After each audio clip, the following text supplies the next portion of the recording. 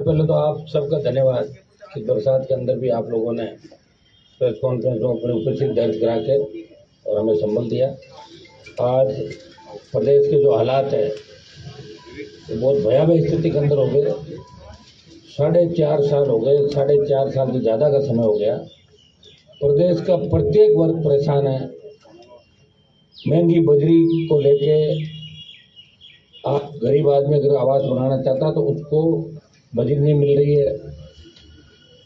हर नौजवान जो किसी उम्मीद के साथ कोचिंग करके वो एग्जाम देना चाहता है तो सारे के सारे पेपर, हर पेपर आउट हो रहा है। उसमें मीडिया का धन्यवाद इस बात का दूंगा कि आप लोग इतना पीछा कर रहे हैं, तब पता लगता है, बाकी पता भी लगे पेपर आउट भी हो रहा है क्या। और आंदोलन हो रहे राजस्थान में, फिर भी सरकार किसी भी भर्ती जिसमें आरपीएससी, कर्मचारी चयन आयोग और माध्यमिक शिक्षा बोर्ड, जिनके माध्यम से राजस्थान के अंदर भर्ती परीक्षा हुई, ये सारे संदेह के घेरे के अंदर है। और आरपीएससी में जिस व्यक्ति का अभी एसीबी ने पकड़ा था, उस व्यक्ति ने निरंजन आर्य, जो मुख्यमंत्री के सलाहकार हैं, पहले मुख्य सचिव थे, उनकी पत्नी को पैसा देना बताया और उसके बावजूद सरकार मौन है। और भारतीय जनता पार्टी सिर्फ इतिश्री करके फोटो खिंचाने में व्यस्त है। उनको पता है कि यहाँ राजस्थान की जनता की आदत है कि एक बार कांग्रेस, एक बार भाजपा। 4.5 साल में भारतीय जनता पार्टी ने कोई आंदोलन नहीं किया। जिस तरह जोधपुर यूनिवर्सिटी कैंपस के अंदर बालिका के साथ गैंगरेप की घटना हुई, जिस तरह ओसिया के अंदर एक ही परिवार के लोगों को जिंदा जला दिया, इस तरह आम घटनाएं राजस्थान के अंदर हो गई। अब तो जब हम लोकसभा चलते बैठते हैं वहां पे, तो लोग कहते हैं कि अपराध तो राजस्थान में हुआ होगा। एक जमाना था कि हम अपराध के अंदर 23 पायदान पे थे। आज अपराध में राजस्थान, उत्तर प्रदेश, बिहार को आगे छोड़ता हुआ नंबर 1 पे आ गया। इसके लिए अगर कोई जिम्मेदार है तो राजस्थान में वसुंधरा गहलोत का गठबंधन जिम्मेदार है, जिन्होंने 1998 से लेकर 2023 25 साल तक राजस्थान के अंदर शासन किया। मिलाजुली का खेल रहा। मुझे अच्छी तरह याद है 2008 के अंदर जब अशोक गहलोत की सरकार बनी थी, तब इन्होंने कहा था कि 90B के वसुंधरा घोटालों की जांच कराएंगे।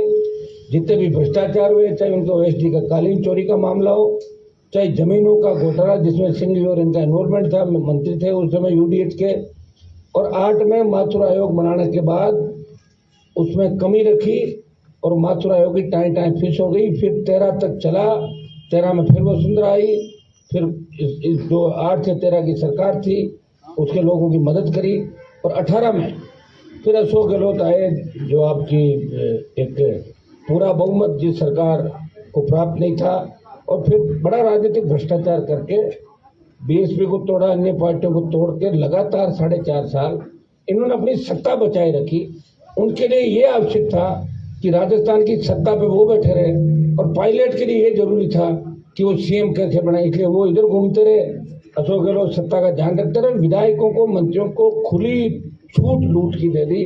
उसका परिणाम ये हुआ कि पीएचडी मंत्री महेश जोशी, आपके जो चित्तौड़ के विधायक विदुड़ी, नावा के विधायक महेंद्र चौधरी, आपके 3-4 जो एक ये थे जिनका बच्चा पकड़ा गया करौली धौलपुर से, करौली सवाई माधोपुर से, जोरीलाल जी, मलिंगा, और ऐसे करीब 1 दर्जन नाम।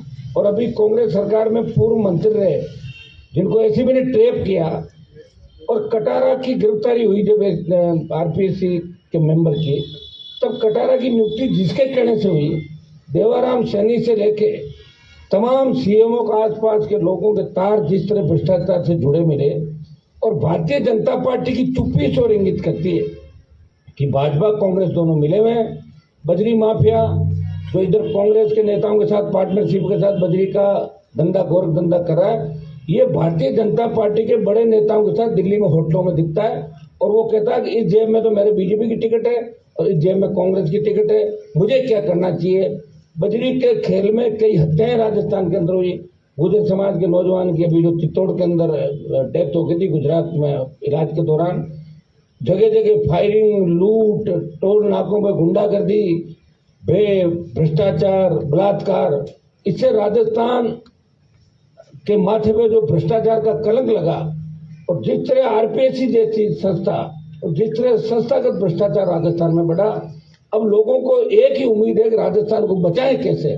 तो राजस्थान को बचाने के लिए राष्ट्रीय लोकतांत्रिक पार्टी पिछले 8 जून से लेकर, आपने देखा होगा जुलाई का महीना, जिसमें एक महीने में 10 से ज्यादा बड़ी रैलियां, 11 कार्यक्रम हमने किए, बड़ी रैलियां भी की, बड़े संघर्ष किए, राजधानी को भी घेरने का प्रयास किया था।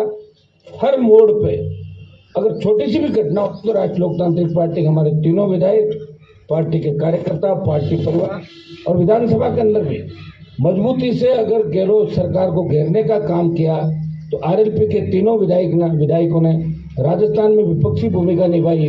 और देश की पार्लियामेंट के अंदर जब 24 सांसद मोदी का जयकारा बोलते हैं, वो राजस्थान की चिंता भूल जाते हैं, वो इस बात को भूल जाते हैं हम कहाँ से आ रहे हैं, तब एक व्यक्ति जो नागौर का सांसद है, चाहे किसान का मामला हो, चाहे अग्निपथ हो, चाहे बढ़ती महंगाई हो, पेट्रोल डीजल की कीमतों का मामला हो, चाहे पहलवान बेटियों पर अन्याय अत्याचार हो, वो भारतीय जनता पार्टी को अगर जवाब देता है, देश की सरकार को घेरता है। अगर मणिपुर की हिंसा पे देश की सरकार को घेरता है, तो नागौर का सांसद है जो दिल्ली में राजस्थान के सम्मान की लड़ाई लड़ रहा है, ईआरसीपी को लाने की बात करता है और राजस्थान को विशेष राज्य का दर्जा देने की बात करता है।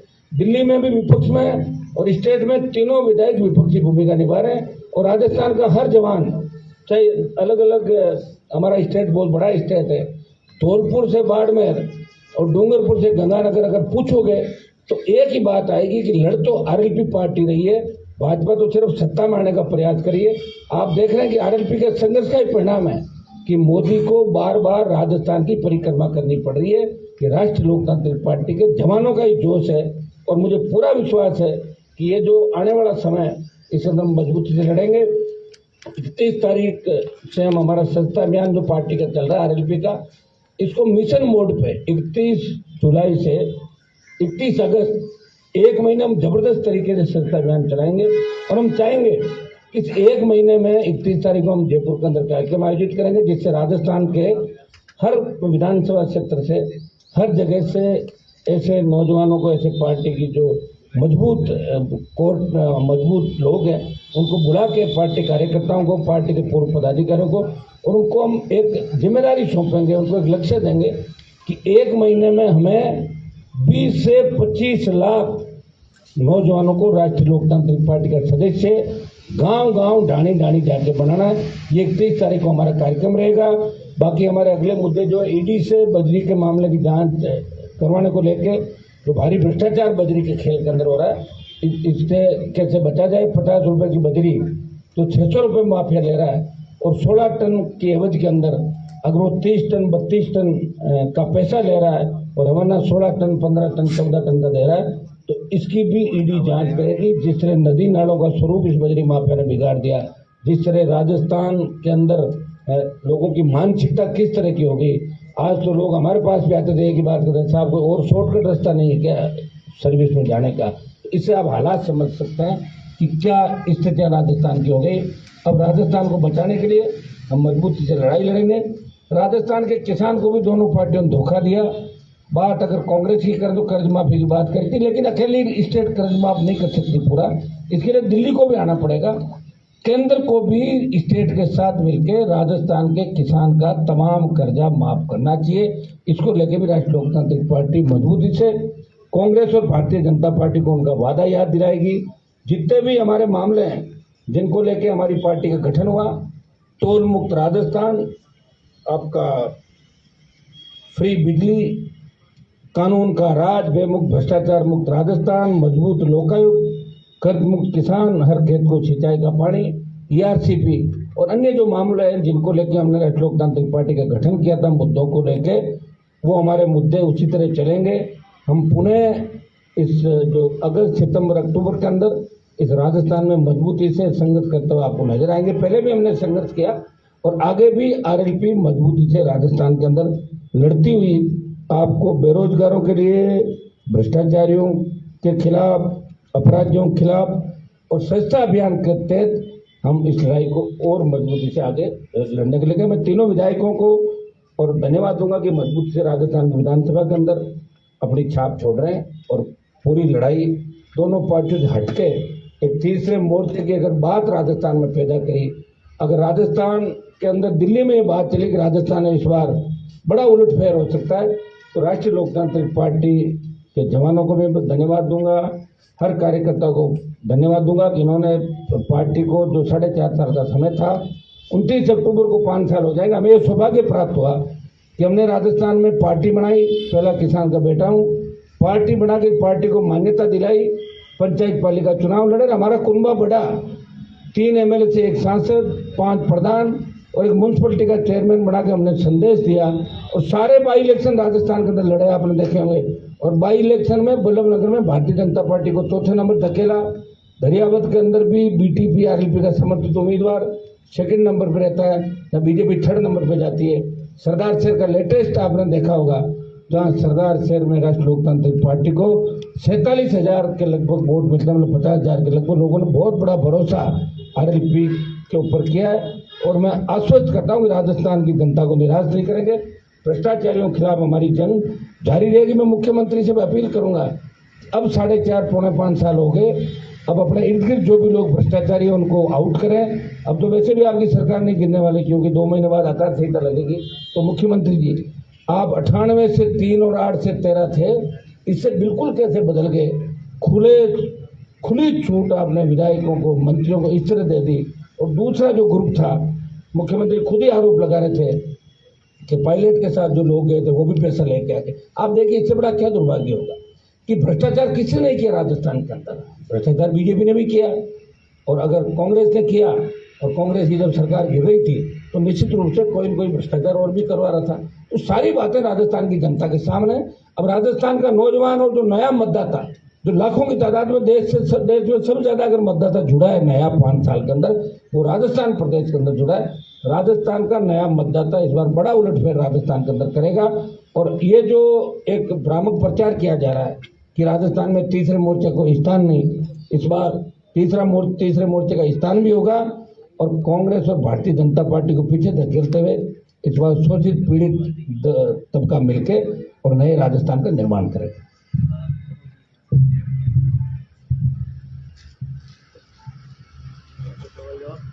जी भाई साहब, अभी हरीश जी ने प्रेस कॉन्फ्रेंस की थी और कहा था कि आप मोदी को लेकर जिस तरह से मूवमेंट लाए हुए हैं उसमें तो आप ठेकेदारों की मदद करते दिखे। आप देखिए उन पर खुद पे कितने आरोप लगे, पंजाब से सारा पैसा लेके आ गए, और ईडी जब उनके ससुराल पहुंची तो भारतीय जनता पार्टी के हमारे मारवाड़ के एक नेता के घर जाके और कहाँ पेड़ पकड़ के आया था अमित शाह के, सब दुनिया जानती है उनका भाई क्या करता है, परिवार क्या करता है। ये जांच तो करा लेना कांग्रेस पार्टी, मना कौन कर रहा है? मेरी जांच भी करा ले, और मेरे पास तो कोई सरकार है नहीं, तो सरकार को मैं जांच करा लूँ 1 मिनट के अंदर। लेकिन आप जानते हैं सारी बातें, बयान देने के अंदर और हकीकत के अंदर बहुत अंतर होता है। ऐसे तो कई लोग ऐसे बैठे रहते, चाहे जो बयान दे देना बाद में लिख के माफी मांग लेते। मैंने बहुत से नेताओं को ऐसे भी देखा, मैंने बहुत से नेताओं को ये भी देखा, सुबह कहते हैं कि गहलोत मेरा नेता है, शाम को कहते हैं पायलट मेरा नेता है, और सुबह कहते हैं गहलोत मेरा नेता है, और शाम को कहते हैं पायलट मेरा नेता है। ये लड़ाका तो एक ही व्यक्ति जो आपके सामने बैठा है, जिसने कहा कि मैं राजस्थान में बदलाव करूंगा, बदलाव कर रहा हूँ, या गहलोत के खिलाफ लड़ रहा हूँ और वहाँ मोदी के खिलाफ लड़ रहा हूँ। तो आदमी न तो एनडीए के साथ है, और जो मैं भारत में जरूर हूँ, लेकिन जो इंडिया नाम से जो बनाया है जिन लोगों ने, उसके साथ भी नहीं हूँ। ये बहुत बड़ी बात है। चाहे मैं एक होगा, लेकिन एक व्यक्ति इस राजस्थान के सम्मान की लड़ाई पूरे देश के अंदर लड़ रहा है। हर जगह एक ही बात चलती है कि हनुमान बेनीवाल की आरएलपी पार्टी दोनों के साथ में है, वो अकेली लड़ाई लड़ रही है। बहुत बड़ी बात है। बेनीवाल जी, एक सी वोटर का सर्वे खूब चर्चित है राजस्थान में, जिसमें कांग्रेस के अलावा 4 सीटें दूसरी पार्टियों को देने की बात कही है। आप बड़ी उलटफेर का दावा कर रहे हैं, कहीं ना कहीं चिंता की बात है। वो जो सर्वे जिन्होंने किया है ना, उन पे बहुत संदेह के घेरे में आ जाते हैं कुछ सर्वे करने वाले। आप देखिए 2003 में जो सीट मिली कांग्रेस बीजेपी के अलावा अन्य को कितनी सीटें मिली? आप तो ये पूरा ही अन्य को डाला, उन्होंने किसी पार्टी को नहीं दिया सर्वे ने। उन्होंने तो कहा 5-7 अदर में नाम भी नहीं किया। मैं उसके अंदर बैठा था उस दिन, आपने देखा होगा।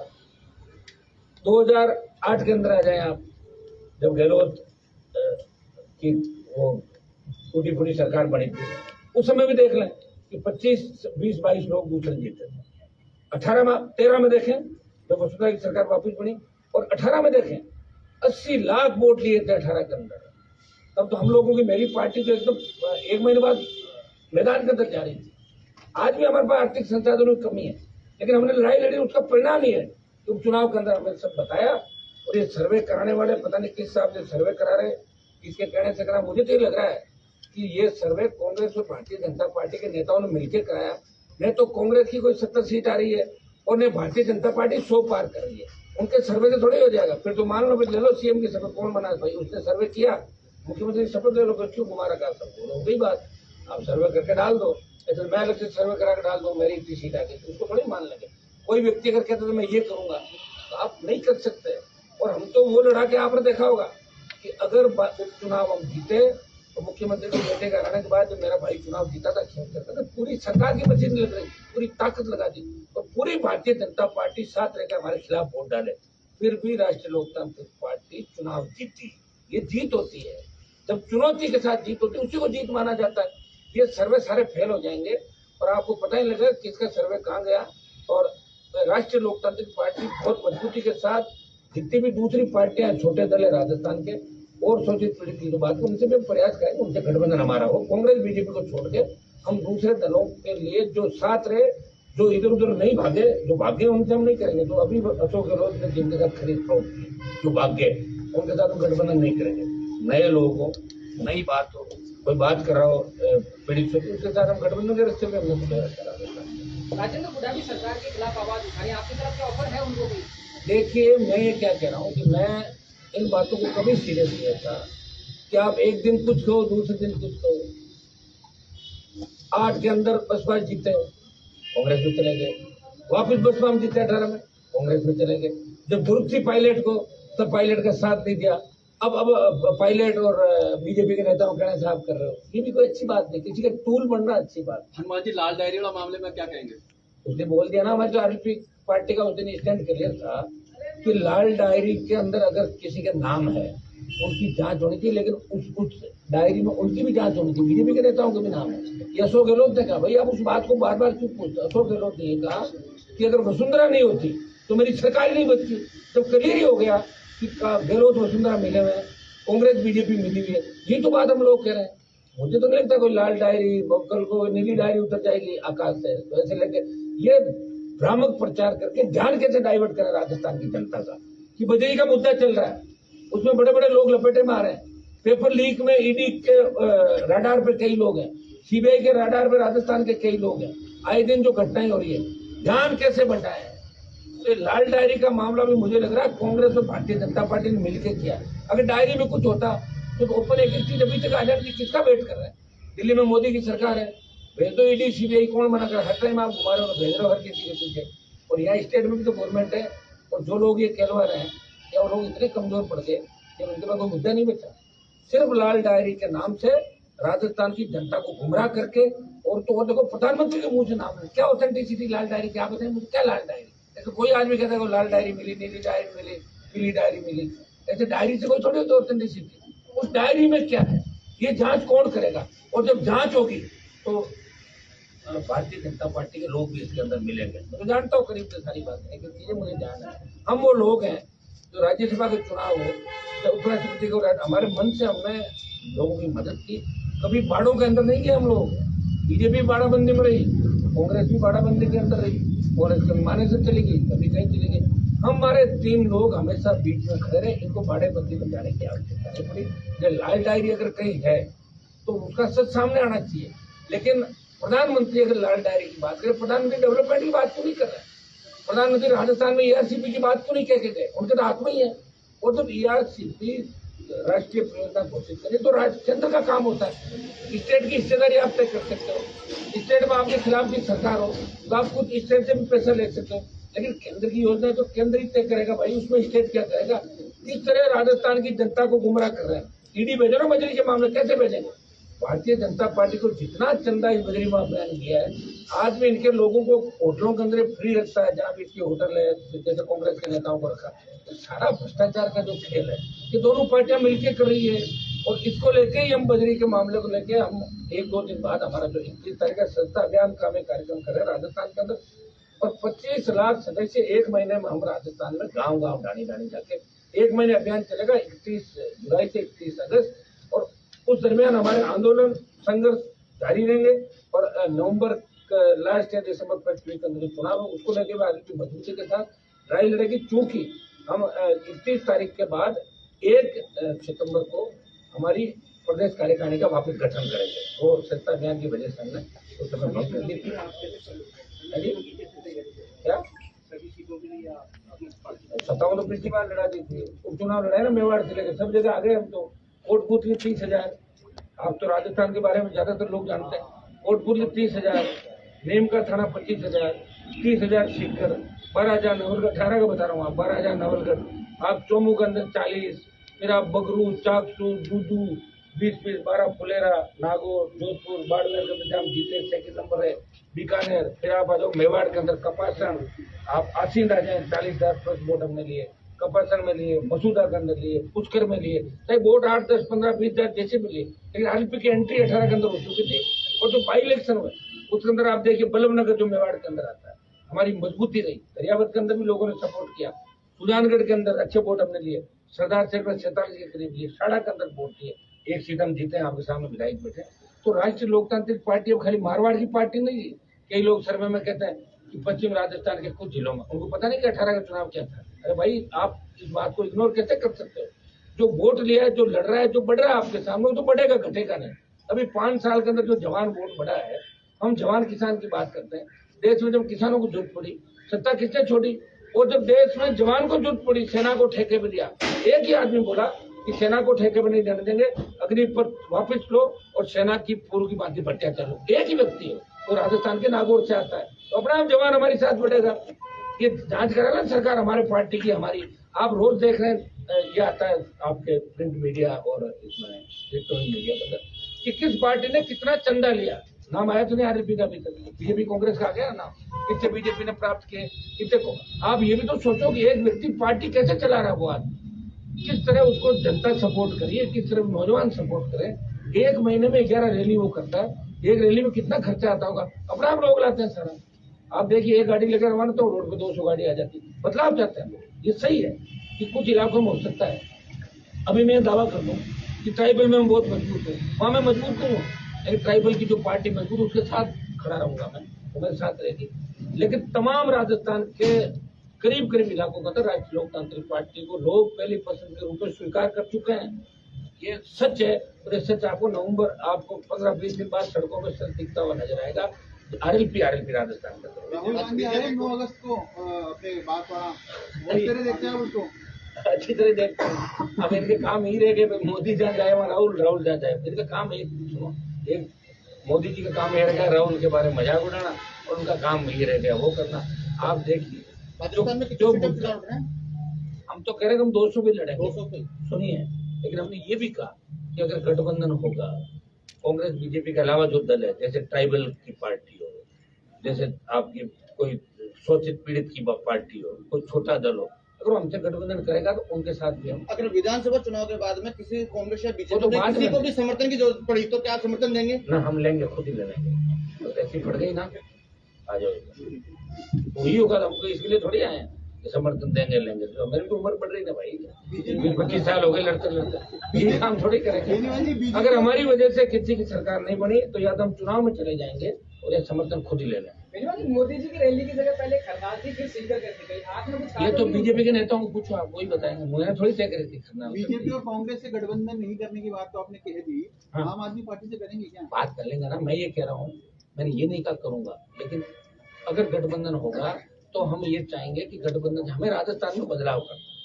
हम ये चाहेंगे कि हर नौजवान को, देखिए जब टिकट मांगने के लिए एक कॉन्स्टिट्यूंसी से 50,000 बच्चे घूम रहे हैं, कांग्रेस बीजेपी में लंबी लाइन लगा घूम रहे हैं। हम तो चाहते हैं कि नौजवान हमारे साथ जुड़े, उनको टिकट भी देंगे और वोट भी दिलाएंगे हर जगह। 10, 15, 20 हजार वोट हर कॉन्स्टिट्यूंसी में हमारा हो गया। आपने देखा होगा, ज्यादा टिकट वितरण युवाओं को देंगे। हाँ, आप खुद विधानसभा का चुनाव लड़ रहे हैं? मैं विधानसभा का चुनाव लड़ूंगा, लेकिन जगह कौन सी होगी इसके लिए अभी तय कर लेंगे। अभी अगली जो प्रेस कॉन्फ्रेंस है उसमें आपको जगह बताएंगे। और जो राजस्थान में ज्यादा फड़फड़ाहट कर रहे हैं ना कांग्रेस बीजेपी का, इनको सबको घर बिठा दूंगा। इसमें कांग्रेस वाले बोले सितंबर से टिकट देना शुरू कर देंगे। मैं ये कह रहा हूँ, जो ज्यादा उछल कूद कर रहे हैं तमाम कांग्रेस के नेताओं को, वैसे कांग्रेस बीजेपी के अंदर 1.5 दर्जन से ज्यादा मंत्री और बड़े जो नेता पिछली बार मेरी मेहरबानी से राजस्थान की विधानसभा के अंदर पहुंचे थे, ये बात मैं इसलिए कह रहा हूँ आपको कि हमारे पास तैयारी नहीं थी। कहीं हम 15,000 वोट लेते, कहीं 20,000 लेते, फिर आप लोग ही कहते ये तो वोट काटू मशीन होगी, बोलते हो ना आप लोग। तो हमने कहा छोड़ो यार, हमें क्या करना, हम तो जीत ले रहे हैं। हो गई मदद, किसी की मदद हो गई, किसी की हो गई।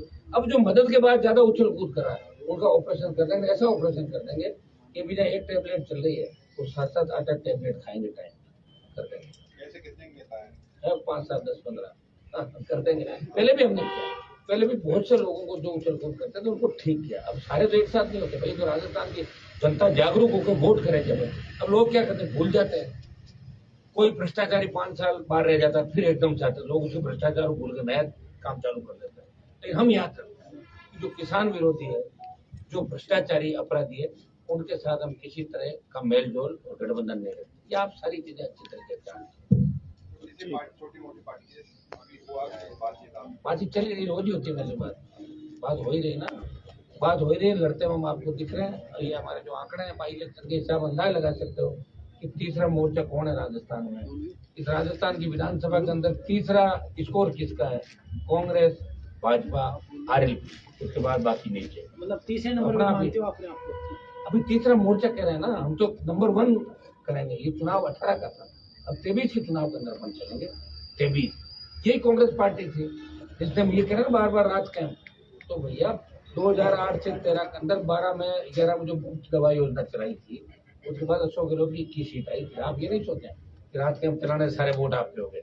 और बीजेपी इस गलतफहमी में नहीं रहे कि बीजेपी को सारे वोट डाल देंगे लोग। भाई इलेक्शन के अंदर बीजेपी की क्या स्थिति रही राजस्थान को नहीं देखिए आप। ये स्थिति आने वाले समय में होगी। इनके पास चेहरा ही नहीं है कोई, मतलब बिना चेहरे के चुनाव लड़ रही है। बार बार प्रधानमंत्री बुला रहे हैं, तो प्रधानमंत्री के चेहरे को भी अगर लोग इतना पसंद करते हैं तो कर्नाटक, हिमाचल के अंदर ये स्थिति भारतीय जनता पार्टी की नहीं होती। आजमा चुके हैं वहां पे, कोई फर्क नहीं पड़ता। लेकिन बार बार पीएम आ रहे हैं, राहुल गांधी यहाँ बार बार है, इसका मतलब समझो आरएलपी की ताकत बढ़ रही है राजस्थान के अंदर। आरएलपी से घबरा के कांग्रेस और भारतीय जनता पार्टी के बड़े नेताओं के अंदर खलबली मच गई। इसलिए बार बार उनको हर 10 दिन में परिक्रमा करनी पड़ रही राजस्थान की। और राजस्थान को तमाम लोग देवताओं के जयकारे बोलने पड़ रहे हैं, जिसके मैं बोल रहा हूँ। हर कोई नेता उसी से जयकारा सुनना पड़ता है। उन्होंने लगा कि जयकारे के साथ ही वोट आ जाएगा। वोट काम करने वाले को आएंगे, जो लड़ेगा, और जो लड़ेगा वही आगे बढ़ेगा। राजस्थान में सोशल मीडिया का जमाना है, हर व्यक्ति इस बात को रखता है कि कौन हमारे लिए लड़ रहा है, कौन खुद के लिए लड़ रहा है, कौन परिवार का के लिए काम कर रहा है, कौन जनता के लिए काम कर रहा है। सब समाज को साथ लेकर लड़ाई लड़ रहा है। रोज देखते हैं सोशल मीडिया के माध्यम से, संघर्ष के माध्यम से आप देखते हैं कि लड़ता हुआ कौन दिख रहा है आपको। विकट परिस्थिति। हनुमान जी, कांग्रेस और बीजेपी वाले कह रहे हैं कि सर्वे उन्होंने करवाया है, तो आपने आरएलपी में कोई सर्वे करवा लिया? हमने तो सर्वे करवा लिया, मजबूत तरीके से आ रहे हैं। हमने आपको क्या कहा कि 70 साल में इस राजस्थान में पार्टी कोई नहीं बना पाया। पार्टी बना के अगर उस पार्टी को मैदान में उतारा और दोबारा से उतारा, 18 के बाद 23 में जा रहा हूँ, तो ये आरएलपी पार्टी। आप इस बात की तरफ गौर क्यों नहीं कर रहे हो? अभी राजस्थान के अंदर ही हो। तो राजस्थान की ये पहचान दिल्ली में बनाई, अब राजस्थान लड़ेगा। हो सकता है लड़ाई में 23 से 28 आ जाए, लेकिन लड़ तो रहा है राजस्थान। ये कम बात है क्या? ये NH8 जाम हुआ तो नहीं था, गुजरात आंदोलन में भी नहीं हुआ था NH8 जाम। कर दिया ना मैंने एक झटके में, NH8 जाम करो, अग्निपथ के लिए आओ। आ रहा हूँ नहीं, लड़ ही रहा हूँ भाई, लड़ रहा हूँ तभी तो लोग मानते हैं। बिना लड़ने वालों कौन मानेगा? लेकिन राजस्थान के सम्मान की लड़ाई भी साथ साथ लड़ रहा हूँ। मोदी जी को भी याद आ रहा है कि हनुमान नहीं मान रहा है। ये तो कहलवा तो दिया ना, अरे हनुमान नहीं आ रहा है, एनडीए इंडिया पीछे पीछे भाग रहे हैं, नहीं मान रहा हूँ, लड़ूंगा। लड़ने वाला वीर होता है भाई, जो लड़ता है कोई वीर कहलाता है। जो मैदान छोड़ के भाग जाता है, सुबह कुछ कहता है, शाम को दूसरा कहता है। सुबह पॉलिटिकल पापा किसी और को, शाम को पॉलिटिकल पापा दूसरा, वो कैसे बनेगा आगे बताओ मुझे? तो खत्म होना उन लोगों को। यही कर रहे हैं ज्यादातर नेता, मंत्री पदों के लिए भाग रहे हैं, जा रहे हैं, पता ही नहीं, जाते जाते टकरा जाते हैं। ये हालात राजस्थान में, और इसको ठीक राजस्थान पार्टी करेगी। आप युवाओं की बात करते हो, आरपीएससी के लिए आपने क्या सोचा? वही सोचा, आरपीएससी भंग करा के जीतते भी हैं, अगर सत्ता के अंदर आ गए जेलों में डाल देंगे। तो सोचना क्या है, पकड़ो डालो लाख। सरकार तो यही होती है, सरकार कोई सोचती थोड़ी है गिरफ्तार करो, पैदल घुमाओ, जूते मारो, यही होता है गवर्नमेंट का। इसलिए तो कह रहे सरकार हमारी आए, और कितने कह रहे। सोचते तो वो है जो कुछ करना नहीं चाहते, और सरकार अगर होती तो सोचना नहीं होता। जाइए भाई, ले आओ उनको, अपना बेटा दे, थाने में बेटा नहीं बता दे क्या क्या क्या। तो नार्को टेस्ट, पहले नार्को टेस्ट के लिए क्या होता था कि आपको परमिशन लेनी पड़ती थी खुद की। आप अगर डीएनए की बात करो तो आप परमिशन दोगे तभी डीएनए करा सकते हो। आजकल दिल्ली के अंदर एक कानून बन गया देश के अंदर कि अगर लगे पुलिस को कि नार्को की आवश्यकता है, एजेंसियों को लगे कि नार्को डीएनए की आवश्यकता है, वो स्वतंत्र है, वो जबरन पकड़ के भी करवा दे तो हो जाएगा। और सरकार के पास सारी पावर है और सरकार चाहेगी तो भ्रष्टाचार 1 मिनट में खत्म हो गया। लेकिन अभी ये सीएम भ्रष्टाचार को खत्म इसलिए नहीं कर सकते कि इनके विधायक और मंत्री जो सरकार बचाने में थे वो एकदम से सरकार गिराने के रेडी हो जाते तो क्या करें आप बताओ। और यही हाल भारतीय जनता पार्टी के अंदर आप देखिए, भारतीय जनता पार्टी के अंदर क्या हालात है, किस कैसे कैसे आरोप लगे लोगों जो कार्यकारिणी आई बीजेपी के, आप देखें इसमें 7-8 तो बद्री माफिया आ गए, बद्री से जुड़े हुए लोगों को ले लिया, उनको पता ही नहीं कौन सी जगह कौन है, कौन सी जगह कौन है, जिनको अपना वार्ड पर नहीं बन सकते उन लोगों को प्रदेश महामंत्री प्रदेश उपाध्यक्ष बना दिया। ये सारा सिस्टम है, इसको कैसे बदलोगे आप बताओ। सारे हमारी तरह थोड़े ही है, उनको पता है कुछ नहीं करना, राजस्थान की जनता अपना वोट देगी तो करते जाएंगे। वो 150-125 पहले 170 मान रहे थे बीजेपी वाले, ये मुझे धन्यवाद दो कि मैं 117 पर लाया उनको 170, 1 महीने बाद 107 पे आ जाएगी, 2 महीने बाद 95 पे आ जाएगी और 3 महीने बाद 85 पे आ जाएगी और 70 पे आ जाएगी, फिर 65 पे। तो सारी चीज थोड़ा आप लोग ध्यान रखें मेरा, ठीक है, क्योंकि केजरीवाल को सत्ता में मीडिया हिलाया था देश की सत्ता, आप थोड़ा सा ध्यान मेरा दे दो ना, दुकानें बंद कर दूंगा। ठीक है, चलो।